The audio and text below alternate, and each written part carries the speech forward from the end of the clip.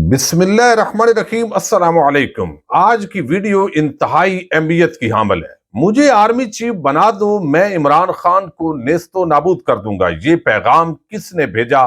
5000 افراد لٹکانے کی خواہش کس جرنیل کی تھی؟ 2018 میں شہباز شریف کو وزیر اعظم بنانے کی آفر کن 3 جرنیلوں نے دی؟ باپ پارٹی کے پاس ایک ریٹائر بریگیڈیئر کو کس نے بھیجا؟ عمران خان نے عین موقع پر ملک کو مارشل لا سے کیسے بچایا؟ صدر پاکستان نے آرمی چیف کی سمری پر پہلے دستخط کیے اور پھر وزیر اعظم کے جہاز پر وہ زمان پارک گئے۔ حامد میر نے آج ایک نیا پنڈورا باکس کھولا ہے۔ جنرل باجوہ اور جنرل فیض کیا مل کر سارا کچھ کر رہے تھے؟ اس حوالے سے انتہائی عام ڈیٹیل ہے جو آپ کے سامنے رکھنی ہے۔ بہت سارے ایسے صحافی جو پہلے جنرل باجوہ صاحب کو غیر جانبدار ثابت کر رہے تھے اور جب سے یہ رجیم چینج ہوئی ہے ان کی قصیدہ گوئی کر رہے تھے، لیکن اب جب وہ ریٹائر ہو گئے ہیں تو وہ طرح طرح کے الزامات لگانا شروع ہو گئے ہیں۔ جنرل فیض حمید کو تو خاص طور پر ٹارگٹ کرنے کی کوشش ہو رہی ہے۔ حامد میر پاکستانی صحافت کا ایک بڑا نام ضرور ہے، لیکن اکثر وہ بونگیاں بھی مارتے ہیں۔ لیکن آج کا جو کالم ہے وہ اس لیے اہمیت کا حامل ہے کہ یہ کسی پی ٹی آئی کے بندے نے یا پی ٹی آئی کے حامی صحافی نے کالم نہیں لکھا، بلکہ نون لیگ اور پیپلز پارٹی کے خاص صحافی نے یہ کالم لکھا ہے۔ اور پھر اسٹیبلشمنٹ پر جس طرح کے الزامات آج کل نون لیگی صحافی لگا رہے ہیں، اس طرح تو پی ٹی آئی کے لوگ اور ان کے ہمدرد صحافی نہیں لگا رہے، لیکن اس کے باوجود وہ لوگ زیر عتاب بھی ہیں، ان کے خلاف مقدمات بھی قائم ہوتے ہیں۔ ارشد شریف شہید ہو چکے ہیں، عمران ریاض خان اس وقت ٹارگٹ ہیں، پھر بہت سارے صحافی، پھر آدم سواتی سے لے کر شہباز گل تک ان پر جو ہے وہ ان کو پابند سلاسل کیا جا رہا ہے۔ یہ ساری صورتحال ہے، لیکن آج کا جو یہ کالم ہے یہ انتہائی بڑے سنگین الزامات ہیں اور اس کی جو وضاحت ہے ظاہر ہے وہ تو دینی ہوگی ادارے کو، یا وہ مناسب سمجھیں یا مناسب نہ سمجھیں۔ لیکن یہ باتیں اگر کسی پی ٹی آئی کے حامی بندے نے کی ہوتی تو یقیناً وہ زیر عتاب بھی ہوتا اور شاید اس کو ایف آئی اے اٹھاتی اور کہا جاتا کہ بڑا پراپیگنڈا کر رہا ہے۔ لیکن نجم سیٹھی ہو، حامد میر ہو، وہ اور کچھ صحافی ہوں، ان کو بالکل اس وقت جو ہے وہ چھوٹ ملی ہوئی ہے، وہ جو چاہیں کریں۔ یہاں پر انہوں نے کالم کا عنوان لکھا ہے آگے آگے دیکھیے ہوتا ہے کیا۔ میں ناظرین کو کئی دفعہ ریکویسٹ اکثر نہیں کرتا کہ آپ یہ ویڈیو پوری دیکھیں، لیکن اب میں چاہوں گا کہ یہ پورا کالم آپ سمجھنے کی کوشش کیجئے کہ یہ جنرل فیض حمید اور جنرل باجوہ کے خلاف جو اب کمپین ہے، پہلے ان کو ولی ثابت کرنے کی جنرل باجوہ کو کوشش کی گئی اور اب ٹارگٹ کرنا یہ کوئی کروا رہا ہے، کیا جا رہا ہے، اس کے پیچھے کیا کہانی ہو سکتی ہے۔ حامد میر لکھتے ہیں، آپ کو علم ہے کچھ بونگیاں وہ مارتے ہیں، وہ لکھتے ہیں کہ آج کل کچھ سیاستدانوں کے بیانات ہمیں بار بار میر تقی میر کی یاد دلاتے ہیں۔ تحریک انصاف کے رہنما جناب فواد چودھری نے فرمایا کہ عمران خان نے پاکستان کو مارشل لا سے بچا لیا ہے۔ دلیل یہ دی کہ اگر عمران خان صدر علوی کو نئے آرمی چیف کی تقرری کے نوٹیفکیشن پر دستخط کرنے سے روکتے تو پھر آرمی چیف جو ہے وہ اس وقت جو ہے وہ مارشل لا لگ سکتا تھا، کیونکہ آرمی چیف کی تقرری کا معاملہ غیر معمولی تاخیر کا شکار ہوا۔ فواد چودھری نے جو بھی کہا ہے وہ انتہائی قابل غور ہے۔ آگے وہ کہتے ہیں کوئی مانے یا نہ مانے، لیکن ایک طرف جنرل قمر جاوید باجوہ دوسری مرتبہ ایکسٹینشن کے لیے سرگرم تھے، دوسری طرف ایک صاحب اب یہاں پر مسلم لیگ نون اور پیپلز پارٹی کی قیادت کو یہ یقین دلا رہے تھے کہ اگر انہیں آرمی چیف بنا دیا گیا تو وہ عمران خان کو نیست و نابود کر دیں گے اور ان کا فیض غیر مشروط ہوگا۔ اب یہ واضح طور پر جنرل فیض حمید کی طرف وہ اس کالم میں اشارہ کر رہے ہیں کہ وہ یہ دونوں طرف جو ہے وہ پیغامات بھیج رہے تھے کہ مجھے آپ موقع دیں، یعنی آرمی چیف بنائیں تو پھر میں عمران خان کو نیست و نابود کر دوں گا۔ یہ میں آپ کو گارنٹی کرتا ہوں۔ یہ حامد میر نے ایک بڑا الزام لگایا دبے لفظوں میں۔ پھر وہ کہتے ہیں کوئی مانے یا نہ مانے، لیکن ایک طرف جنرل قمر جاوید باجوہ دوسری مرتبہ ایکسٹینشن کے لیے سرگرم تھے اور آگے وہ کہتے ہیں نہ جانے باجوہ اور فیض مل کر کھیل رہے تھے یا ایک دوسرے کو دھوکہ دے رہے تھے، یعنی یہ دونوں جنرل فیض حمید اور جنرل باجوہ یہ دونوں اس پورے معاملے کے اندر کچھ کہانیوں میں شامل تھے۔ وہ کہتے ہیں لیکن یہ طے ہے کہ جی ایچ کیو سے وزارت دفاع کو آرمی چیف کے لیے نام بھجوانے کی سمری میں تاخیر بہت سوچ سمجھ کر کی گئی۔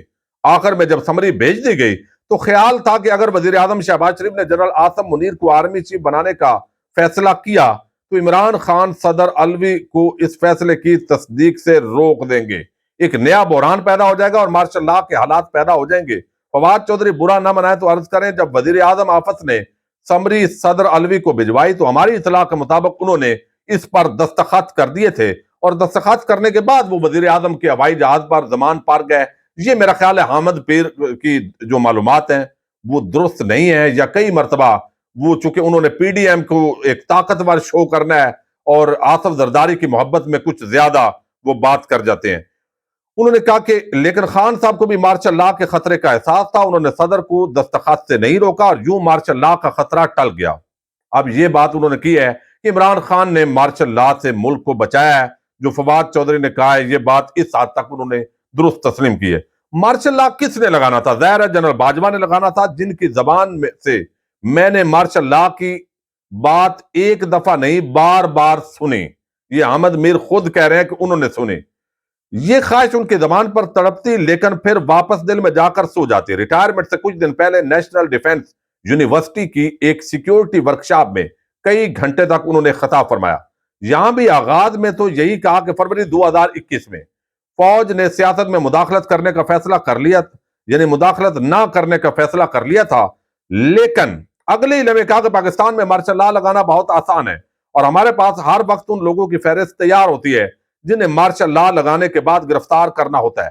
مجھے مخاطب کرتے ہوئے کہا کہ کبھی آپ کا نام ہماری فہرست میں شامل ہو جاتا ہے، کبھی ڈراپ ہو جاتا ہے۔ یعنی جنرل باجوہ نے حامد میر کو مخاطب کرتے ہوئے کہا، جو نیشنل ڈیفنس یونیورسٹی میں ایک ورکشاپ ہوئی۔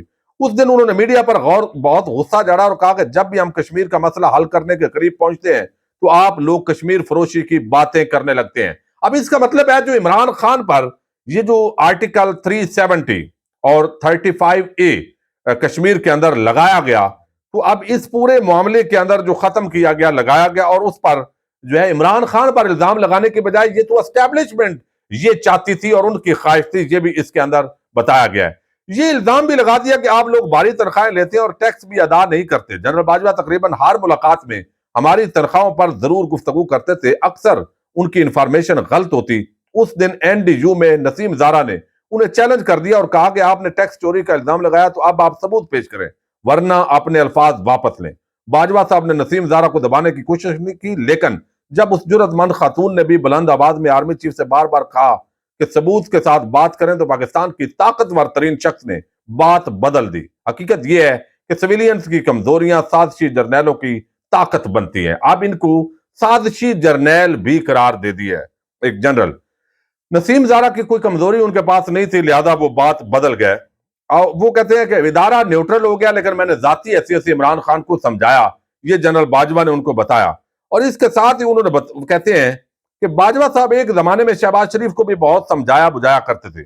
2018 کے انتخابات سے قبل ایک دن جنرل باجوہ نے اس وقت کے DGISI جنرل نوید مختار اور ان کے نائب فیض حمید کی موجودگی میں، یعنی یہ تین جو جرنیل ہیں، اس وقت بعد میں فیض حمید جرنیل بنے لیکن تین جرنیل، شہباز شریف سے کہا کہ اگر آپ وزیر اعظم بن جائیں تو آپ کی کابینہ میں کون کون شامل ہوگا۔ شہباز شریف کو سمجھ آ گئی کہ میرے ساتھ ڈیل کرنے کی کوشش ہو رہی ہے۔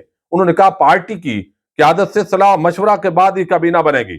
پھر انہوں نے کہا کیا آپ کو اپنے بھائی نواز شریف کی سیاست سے دوری اختیار کرنا ہوگی۔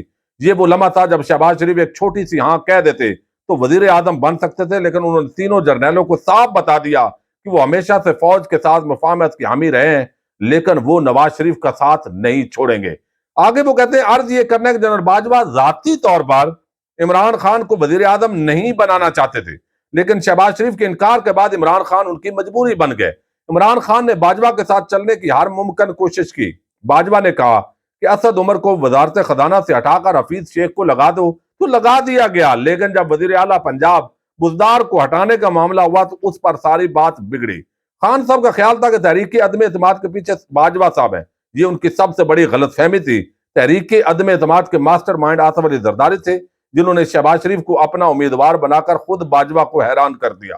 اب یہ جو ساری اگلی کہانی ہے وہ اصل میں بیان کر رہے ہیں کہ آصف زرداری یہ ساری ایک نیچرل تحریک عدم اعتماد تھی، بلکہ باجوہ صاحب تو عمران خان کو قائم رکھنا چاہتے تھے، لیکن ان میں اتنی طاقت آ گئی تھی یہ زرداری اور شریفوں کے اندر کہ انہوں نے تحریک عدم اعتماد کامیاب کی۔ آپ اندازہ کریں یہ کیا بیانیاں بنانے کی کوشش ہو رہی ہے۔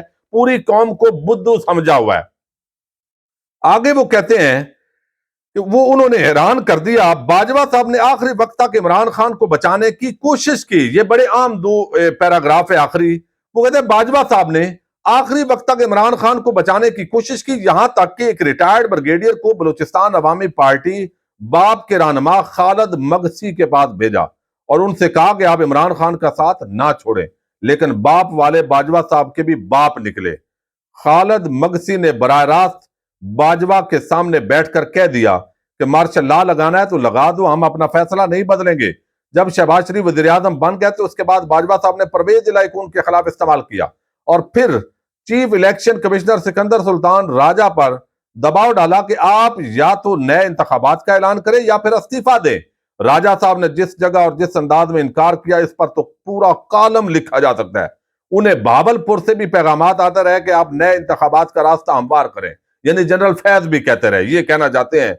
लेकिन राजा सिकंदर जो है वो डट गया और उसने कहा नहीं, बहुत से जरा सामने आने वाले बहुत से चेहरों से नकाब सिरकने वाला है। अब ये बहुत सारी बातें इसके अंदर मैं समझता हूँ शदीद इल्जामात हैं और बड़े हकायक के खिलाफ बातें उन्होंने की हैं। यानी सिकंदर सुल्तान राजा की क्या मजाल कि वो जनरल बाजवा और जनरल फैज हमीद के दोनों जब हों तो उनके सामने नो कर सके। और फिर जो है वो आसिफ जरदारी शरीफ खानदान वो मुतअद्दिद बार खुद कह चुके हैं, उनके रहनुमा दर्जनों मर्तबा कह चुके हैं कि तहरीक अदम एतमाद एस्टेब्लिशमेंट की मंजूरी के बगैर नहीं आती, वो साथ हूं तो कामयाब होती है। तो ये अब अपने तौर पर आसिफ जरदारी ने कौन सा करिश्मा कर दिया, ये भी गलत बयानी की गई है। और वो कहते हैं फिर कहते हैं कि 5000 अफराद लटकाने की जो ख्वाहिश है वो जनरल बाजवा जो है उनके अंदर जो है इस ये पहले भी एक ख्वाहिश थी कि ये 5000 बंदा जो है वो लटकाया जाए। लेकिन ये इस तरह की बात भी उन्होंने इस कॉलम के अंदर की है। लेकिन मेरी तो ये तमाम कॉलम अगरचे समझ से बालातर है, लेकिन इमरान खान तो चले, अब चले गए जरदारी शहबाज शरीफ, उन्होंने करप्शन केसेस माफ करवाए, उस पर कोई बात नहीं की। महंगाई का तूफान है, उस पर कोई बात नहीं कर रहा। लेकिन यहां पर जो है वो सारी बातें की गई। अब यहां जो है इसी मामले के अंदर उन्होंने बताया कि उनके दिल में वो कहते हैं यहां मार्शल लॉ किसने लगाना था, ज़ाहिर है जनरल बाजवा ने लगाना था, जिनके जबान से मैंने मार्शल लॉ की बात एक दफा नहीं बार बार सुनी। उनके दिल के किसी गोशे में 5000 अफराद को लटकाने की एक ख्वाहिश अक्सर अंगड़ाइयां लेती थी। ये उनकी ख्वाहिश जबान पर तड़पती लेकिन फिर वापस दिल में जाकर सो जाती। रिटायरमेंट से कुछ दिन पहले उन्होंने वर्कशॉप, ये पूरा बाप जो है अब जनरल बाजवा और जनरल फैज हमीद दोनों के खिलाफ वही जो पहले नून लीग की कैंपेन होती थी वो चल गई है। जो पीटीआई है उसको तो गिला शिकवा है ही कि रजीम चेंज जो है उनकी आशीर्वाद से हुई है। लेकिन अब ये पूरी जो गेम है, ये अहमद मीर जैसे लोग जो पहले उनकी बड़ी तारीफें करते थे, तो ये कॉलम जो है वो इस हवाले से इंतहाई अहमियत का अमल है। अब देखते हैं कि इनको चूंकि खुली छुट्टी है, ये जो भी इल्जामात लगाते हैं, दूसरी तरफ अगर कोई हल्की सी तनकीद भी कर दे तो उस पर FIA भी उठाती है, मुकदमात भी कायम होते हैं। ये वो सवालात हैं जो यकीनन हमारे इदारों के जो खिलाफ है अवामी नफरत को जन्म देते हैं। इजाजत दीजिएगा, अल्लाह हाफिज।